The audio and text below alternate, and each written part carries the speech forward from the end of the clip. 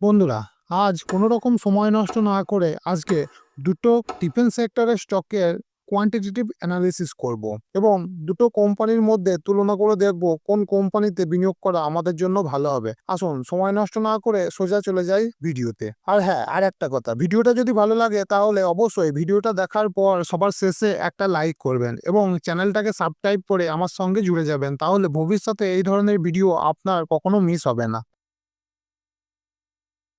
বন্ধুরা, হাল এবং এমটিএআর দুটো কোম্পানি ডিফেন্স সেক্টরে বিলং করে। আর আমরা জানি ডিফেন্স সেক্টর বেশ ভালো কাজ করেছে লাস্ট ২-৩ বছর ধরে। হালের বর্তমান প্রাইস বা দাম হচ্ছে ৩,৮১৯ টাকা। এমটিএআর দাম ১,৫৪৭ টাকা। মার্কেট ক্যাপ অনুযায়ী হাল এমটিএআর থেকে অনেক উপরে রয়েছে, অনেক বেশি, ২,০০,০০০ কোটি টাকার উপর। এরপর আমরা যদি পি রেশিও দেখি, পি রেশিও হালের ৩০.২। এখানে এমটিআর এর পি রেশিও ১২২, খুবই খারাপ বলা যেতে পারে। ইন্ডাস্ট্রি পি রেশিও একই রয়েছে, ৮৮.৪। ইপিএস হাল ১২৭ এবং এমটিআর এর ১২.৭। রিটার্ন অন অ্যাসেট হালের ১০.১% এবং এমটিআর এর ৫.২৫। বন্ধুরা, আমরা এখানে যেগুলো সবুজ সংখ্যায় দেখছি সেগুলো কোম্পানির জন্য ভালো, আর যেগুলো আমরা লাল রঙের দেখতে পাচ্ছি সেগুলো কোম্পানির জন্যও খারাপ এবং আমরা যদি বিনিয়োগ করতে যাই তাহলে আমাদের জন্যও খারাপ। এই সংখ্যাগুলো সবসময় নেগেটিভ হিসাবে ধরে নেবেন। আমরা আরওই এবং আরওসি দুটো ক্ষেত্রেই দেখতে পাচ্ছি হাল অনেক এগিয়ে রয়েছে এবং পেগ রেশিও অনেক বেশি এমটিএআর এর। এখনো পর্যন্ত হাল অনেক বেশি এগিয়ে রয়েছে এমটিএআর এর থেকে।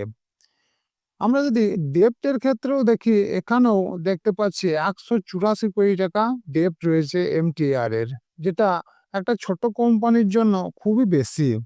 তাই ডেপ্ট টু ইকুইটি রেশিও আমরা দেখতে পাচ্ছি ০.২৬%। আর সেলস গ্রোথ যদি লাস্ট ১ বছরের দেখি, এমটিআর ১৪.২% মাইনাস এবং প্রফিট গ্রোথ আরও কম। এরপর আমরা যদি সেলস গ্রোথ এবং প্রফিট গ্রোথ লাস্ট ৫ বছরের দেখি, এক্ষেত্রে কিন্তু একটু অন্যরকম চিত্র দেখতে পাচ্ছি। সেলস গ্রোথ হালের ৮.৭১% লাস্ট ৫ বছরের, আর প্রফিট গ্রোথ ২৬.৫%, ঠিক উল্টো হচ্ছে এমটিআর এর।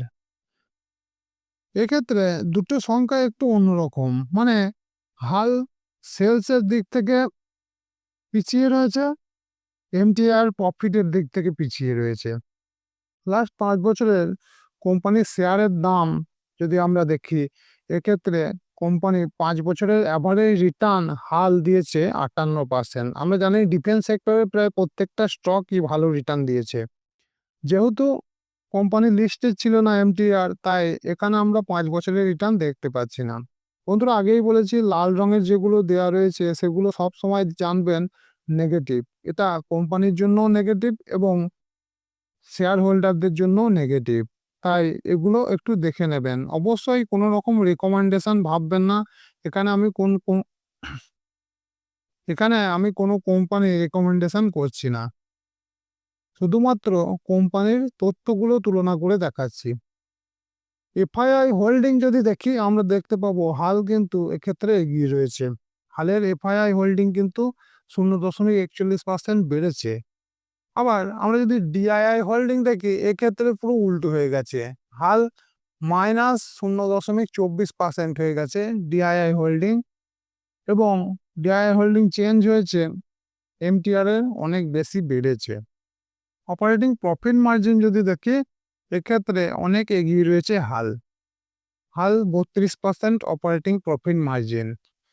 তাই সবকিছু বিচার করলে আমরা এখানে দেখতে পাচ্ছি গ্রোথ পোটেনশিয়াল কিন্তু এমটিআর এর অনেক বেশি, কারণ মার্কেট ক্যাপ অনুযায়ী অনেক নিচে রয়েছে এমটিআর। আর রিস্কও এই জন্যই অনেক বেশি, অনেক বেশি রিস্ক হয়ে যাবে আপনি যদি এমটিআর এ বিনিয়োগ করার কথা ভাবেন, তবে তার পোটেনশিয়ালও অনেক বেশি। আর ভ্যালুয়েশন ওয়াইজ যদি দেখি, এমটিআর এর ভ্যালুয়েশন অনেক বেশি ওভার ভ্যালুড তুলনামূলক